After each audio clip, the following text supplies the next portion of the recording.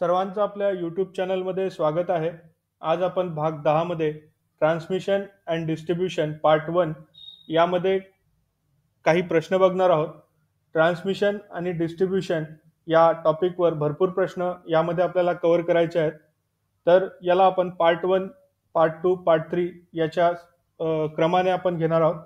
तर बघा पहिला प्रश्न. The current in transmission line under no load condition is due to, म्हणजेच लोड नसलेल्या स्थितीत ट्रान्समिशन लाईनमधील विद्युत प्रवाह या कारणामुळे होतो. तर याचं उत्तर आहे ऑप्शन क्रमांक 3, कॅपॅसिटन्स ऑफ लाईन. प्रश्न क्रमांक 2, अ 3 phase 4 wire system is commonly used in. Three phase 4 wire प्रणाली सामान्यतः वापरली जाते. तर याचं उत्तर आहे ऑप्शन क्रमांक 4, सेकंडरी डिस्ट्रीब्युशन. प्रश्न क्रमांक 2, conductor which connect the consumer terminal to the distribution, म्हणजेच कंडक्टर जे ग्राहकाच्या टर्मिनल्सला वितरणाशी जोडतात. तर त्याचं उत्तर आहे ऑप्शन क्रमांक 2, सर्व्हिसमेन. प्रश्न क्रमांक 3, which of the following are constant of transmission line. खालीलपैकी कोणते ट्रान्समिशन लाईनचे स्थिरांक आहे. तर याचं उत्तर आहे ऑप्शन क्रमांक 4, ऑल ऑफ द अबव, म्हणजेच रेझिस्टन्स, इंडक्टन्स आणि कॅपॅसिटन्स. प्रश्न क्रमांक 5, which of the following relay is used on long transmission line. खालीलपैकी कोणता रिले लांब ट्रान्समिशन लाईनवर वापरला जातो. तर याचं उत्तर आहे ऑप्शन क्रमांक 2, मोहो रिले. प्रश्न क्रमांक 6, overhead line generally used. Overhead line सामान्यतः वापरतात. तर याचं उत्तर आहे ऑप्शन क्रमांक 3, ACSR कंडक्टर. आता ACSR कंडक्टर आपल्याला इमेजमध्ये दिसत असेल, म्हणजेच ॲल्युमिनियम कंडक्टर स्टील रेन्फोर्स्ड त्याचा फुल फॉर्म आहे. आता या कंडक्टरमध्ये जर तुम्ही या ठिकाणी खाली जर डायग्राम बघत असाल, वरचा जो आउटर कोर आहे तो आउटर कोर ॲल्युमिनियम या धातूपासून बनलेला असतो. तर सेंटरमध्ये लक्षात ठेवा, सेंटरमध्ये हा स्टील मटेरियल आहे आणि आउटरमध्ये ॲल्युमिनियम मटेरियल असते. तर ACSR कंडक्टर जनरली ओव्हरहेड लाईनमध्ये वापरले जाते. प्रश्न क्रमांक 7, हाय व्होल्टेज ट्रान्समिशन लाईन यूज. हाय व्होल्टेज ट्रान्समिशन लाईनमध्ये वापरतात.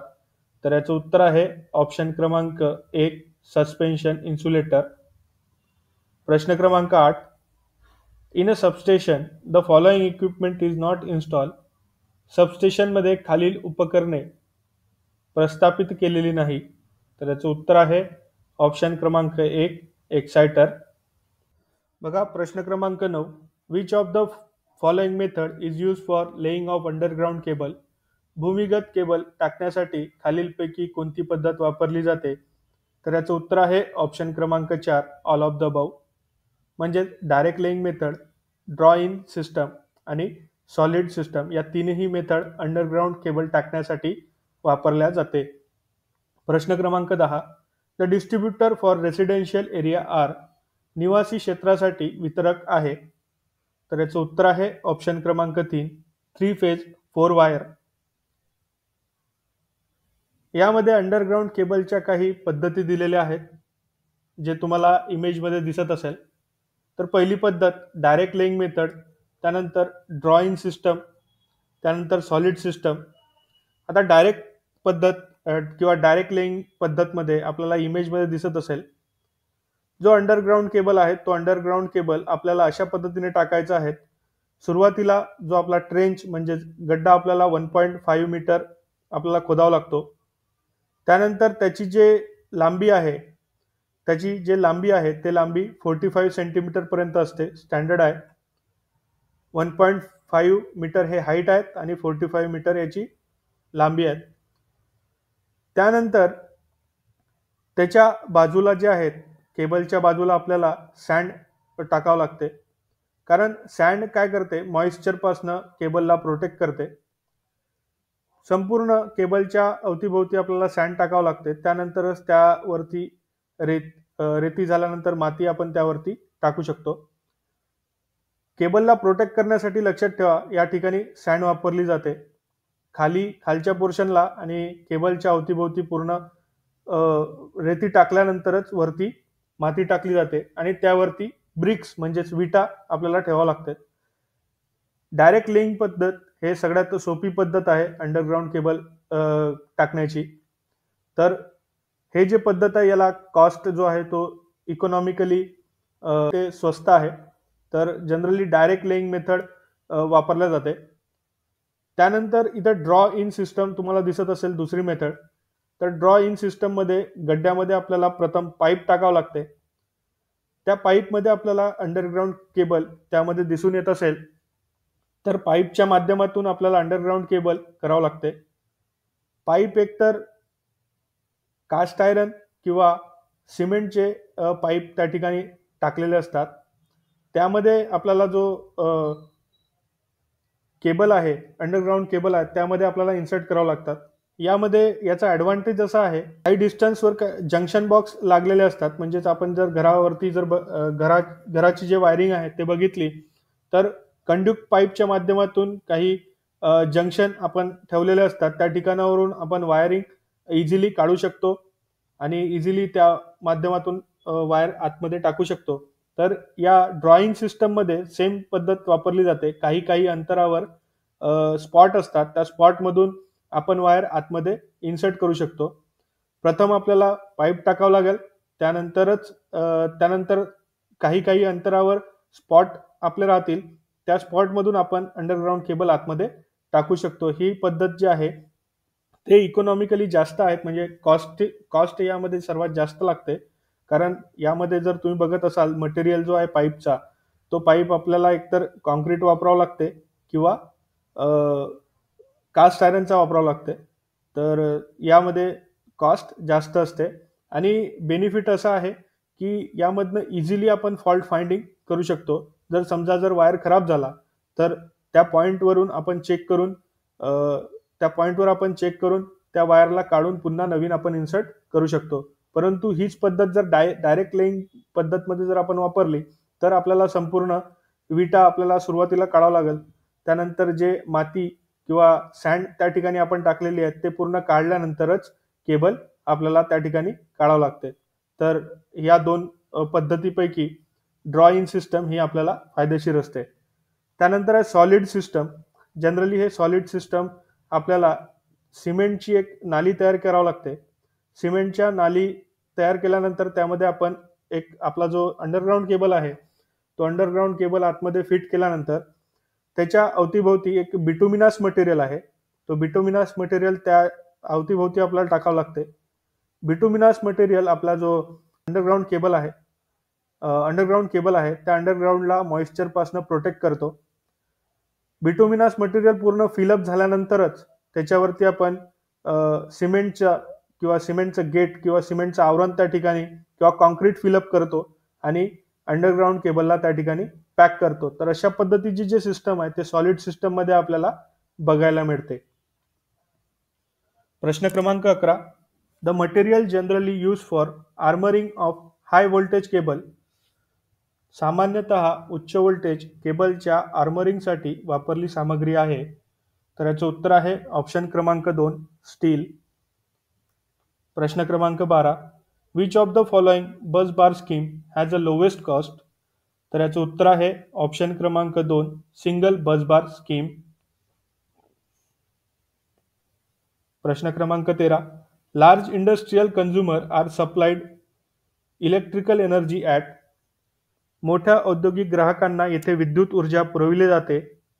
तर याचं उत्तर आहे ऑप्शन क्रमांक 3 66 kV. प्रश्न क्रमांक 14. Multi core cable generally use. Multi core cable सामान्यतः वापरली जातात. तर याचं उत्तर आहे ऑप्शन क्रमांक 4 ॲनालॉग अँड डिजिटल सिग्नल. प्रश्न क्रमांक 15. In a DC 3-wire distributor using balancer and having unequal load on a two-side. DC मध्ये 3-wire वितरक बॅलन्सर वापरतात आणि दोन बाजूला असमान भार असतात. तर याचं उत्तर आहे ऑप्शन क्रमांक 3 balancer connected to the lightly loaded side run as a motor म्हणजेच हलके लोड असलेल्या बाजूला जोडलेले बॅलेन्सर मोटर म्हणून चालते. प्रश्न क्रमांक 16. The minimum clearance between ground and 220 kV line is. Ground आणि 220 kV लाईन दरम्यान किमान क्लिअरन्स आहे. तर याचं उत्तर आहे ऑप्शन क्रमांक 3 7 मीटर. प्रश्न क्रमांक 17. When an alternator connected to the bus bar is shut down the bus bar voltage will. Bus बारशी जोडलेला अल्टरनेटर बंद केल्यावर बस बार व्होल्टेज होईल. तर याचं उत्तर आहे ऑप्शन क्रमांक 3 रिमेन अनचेंज. प्रश्न क्रमांक 18. The in ACSR conductor the insulator between aluminium and still conductor is. ACSR मध्ये कंडक्टर ॲल्युमिनियम आणि स्टील कंडक्टरमधील इन्सुलेशन आहे. तर याचं उत्तर आहे ऑप्शन क्रमांक 4 नो इन्सुलेशन इज रिक्वायर्ड. प्रश्न क्रमांक 20. The conductor of overhead line are. Overhead लाईनचे कंडक्टर आहे. तर याचं उत्तर आहे ऑप्शन क्रमांक 3 बोथ सॉलिड अँड स्ट्रँडेड. प्रश्न क्रमांक 20. A circuit is disconnected by isolator when. एक सर्किट जेव्हा आयसोलेटरद्वारे डिस्कनेक्ट केले जाते. तर याचं उत्तर आहे ऑप्शन क्रमांक 2 there is no current in a line. प्रश्न क्रमांक 21. As compared to the 2 wire DC distributor a 3 wire distributor with same maximum voltage to the earth use only. 2 wire DC डिस्ट्रीब्युटरच्या तुलनेत अर्थिंग समान कमाल व्होल्टेज असलेले 3 wire वितरक फक्त वापरतात. तर याचं उत्तर आहे ऑप्शन क्रमांक 1 31.25% ऑफ कॉपर. प्रश्न क्रमांक 22. Transmission voltage of 11 kV is normally use for distance up to. पर्यंतच्या अंतरासाठी 11 kV चे ट्रान्समिशन व्होल्टेज वापरले जाते. तर याचं उत्तर आहे ऑप्शन क्रमांक 1 20 to 25 किलोमीटर. प्रश्न क्रमांक 23. Which of the following material is use for overhead transmission line. Overhead transmission लाईनसाठी खालीलपैकी कोणती सामग्री वापरली जाते. तर याचं उत्तर आहे ऑप्शन क्रमांक 4 एनी ऑफ द अबव म्हणजेच steel core aluminium galvanize steel cadmium copper. प्रश्न क्रमांक 24. Distribution line in India generally use. भारतातील वितरण रेषा सामान्यतः वापरतात. तर याचं उत्तर आहे ऑप्शन क्रमांक 2 RCC पोल. आता हा जो प्रश्न आहे हा प्रश्न आपण प्रिव्हियस इयर क्वेश्चनमधनं या ठिकाणी घेतलेला आहे. तर काही ठिकाणी याचा RCC पोल आणि स्टील टॉवर हे दोन्हीही उत्तर दिलेले आहेत. तर त्याच्या ज्या आन्सर कीवरून आपण RCC पोल घेतलेला आहे. प्रश्न क्रमांक 25. By which the following bus bar is rated. खालीलपैकी कोणत्या बस बारला रेट केले जाते. तर याचं उत्तर आहे ऑप्शन क्रमांक 4 current voltage frequency and short time current. प्रश्न क्रमांक 26. Which of the following equipment for regulating the voltage in a distributor feeder will be the most economical. तर याचं उत्तर आहे ऑप्शन क्रमांक 4 बूस्टर ट्रान्सफॉर्मर. प्रश्न क्रमांक 27. What is the types of substation is use for power factor correction metering and control of wind farm. म्हणजेच power factor दुरुस्ती metering आणि विंड फार्मच्या नियंत्रणासाठी कोणत्या प्रकारचे सबस्टेशन वापरले जाते. तर याचं उत्तर आहे कलेक्टर सबस्टेशन. प्रश्न क्रमांक 28. Why is grounding important in designs of substation. सबस्टेशनच्या डिझायनिंगमध्ये ग्राउंडिंग महत्त्वाचे काय आहे. याचं उत्तर आहे ऑप्शन क्रमांक 2 to protect passer by during a short circuit in a transmission system. Transmission सिस्टममध्ये शॉर्ट सर्किट दरम्यान पासर संरक्षण करण्यासाठी. प्रश्न क्रमांक 29. Which of the following voltage range is used in a medium transmission line. खालीलपैकी कोणती व्होल्टेज श्रेणी मध्यम ट्रान्समिशन लाईनमध्ये वापरली जाते. तर याचं उत्तर आहे ऑप्शन क्रमांक 3 20 kV टू 100 kV. प्रश्न क्रमांक 30 the type of insulator used on a line up to 33 kV. 33 kV पर्यंत रेषेवर वापरलेला इन्सुलेटरचा प्रकार आहे. तर याचं उत्तर आहे ऑप्शन क्रमांक 1 आणि 4 म्हणजेच पिन इन्सुलेटर आणि स्ट्रेंड इन्सुलेटर. प्रश्न क्रमांक 31 cable use for underground service for 33 kV to 60 kV are. 33 kV ते 60 kV भूमिगत सेवासाठी वापरल्या जाणाऱ्या केबल आहेत. तर याचं उत्तर आहे ऑप्शन क्रमांक 4 एक्स्ट्रा सुपर व्होल्टेज केबल. प्रश्न क्रमांक 32 in case of 3 core flexible cable the colour of neutral is. 3 core लवचिक केबलच्या बाबतीत न्यूट्रलचा रंग असतो. तर याचं उत्तर आहे ऑप्शन क्रमांक 2 ब्ल्यू. प्रश्न क्रमांक 33 the skin effect does not depend upon. तर याचं उत्तर आहे ऑप्शन क्रमांक 2 ऑपरेटिंग व्होल्टेज. प्रश्न क्रमांक 34 dielectric strength of rubber is around. रबरची डायइलेक्ट्रिक ताकद जवळपास असते. तर याचं उत्तर आहे ऑप्शन क्रमांक 3 30 kV पर mm. प्रश्न क्रमांक 35 the minimum clearance distance that equipment should be kept away from 50 kV power line. उपकरणे 50 kV पॉवर लाईनपासून दूर ठेवली पाहिजेत असे किमान क्लिअरन्स अंतर आहे. तर याचं उत्तर आहे ऑप्शन क्रमांक 2 10 फीट. प्रश्न क्रमांक 36 which among the following cable are generally suited for voltage up to 11 kV. खालीलपैकी कोणती केबल साधारणपणे 11 kV पर्यंतच्या व्होल्टेजसाठी उपयुक्त आहे.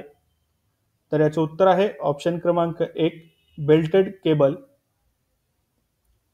प्रश्न क्रमांक 37 ACSR कंडक्टर हॅव. तर याचं उत्तर आहे ऑप्शन क्रमांक B outer conductor is made of aluminium.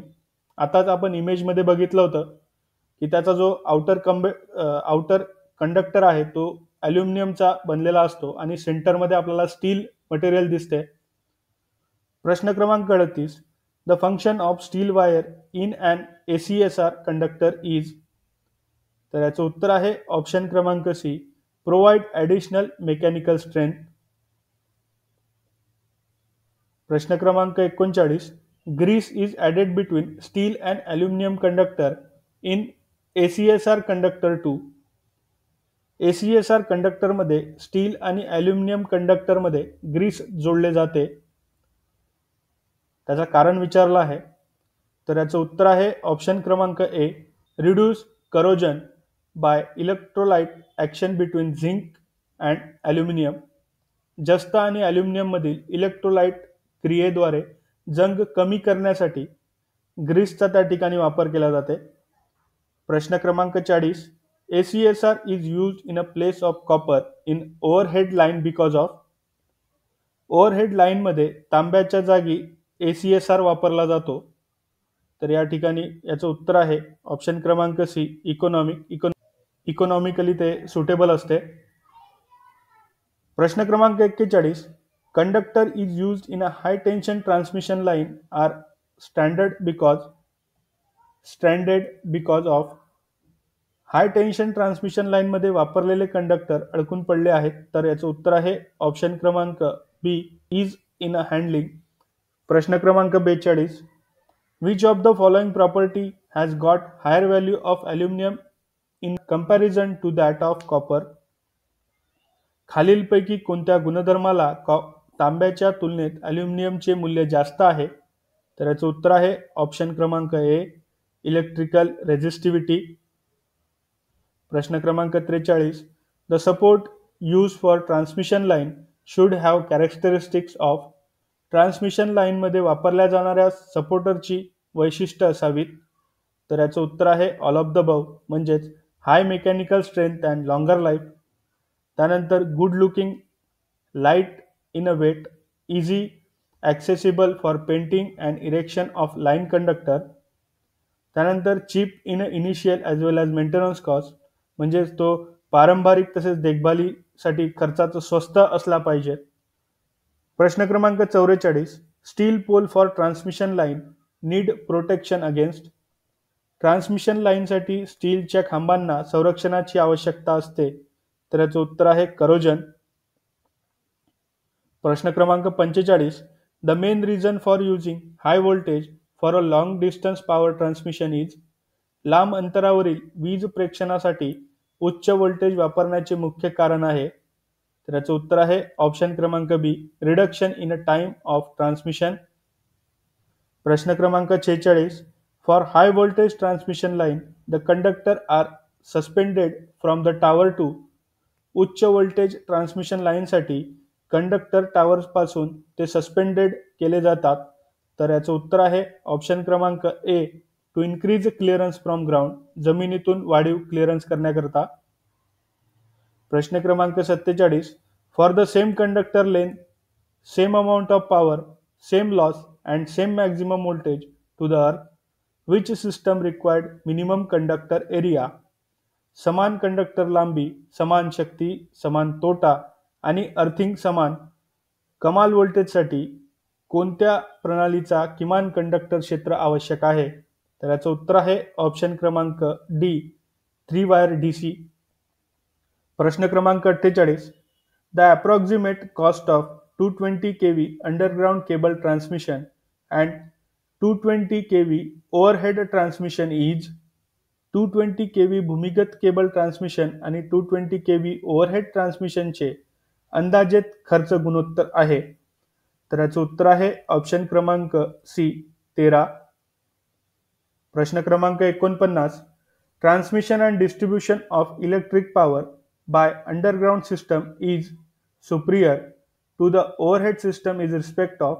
भूमिगत प्रणालीद्वारे विद्युत ऊर्जेचे पारेषण आणि वितरण हे ओव्हरलोड प्रणालीपेक्षा श्रेष्ठ आहे, तर याचं उत्तर आहे ऑप्शन क्रमांक D, all of the above, म्हणजेच अपिअरन्स अँड पब्लिक सेफ्टीसाठी, त्यानंतर मेंटेनन्स कॉस्ट, त्यानंतर frequency of fault, power failure and accident.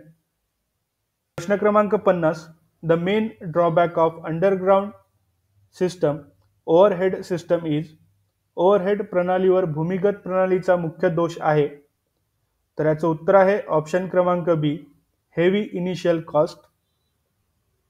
आज आपण या भागात पार्ट 1 मध्ये टोटल 50 प्रश्न बघितले आणि याचा पार्ट 2 आणि पार्ट 3 मध्ये सुद्धा आपण काही डिटेलमध्ये प्रश्न बघू, जे की ट्रान्समिशन आणि डिस्ट्रीब्युशन हा जो चॅप्टर आहे तो सर्वात मोठा आहे आणि याच्या रिलेटेड आपण काही प्रश्न पुढच्या ज्या सिरीज आहेत त्या पुढच्या सिरीजमध्ये सुद्धा आपण कव्हर करू.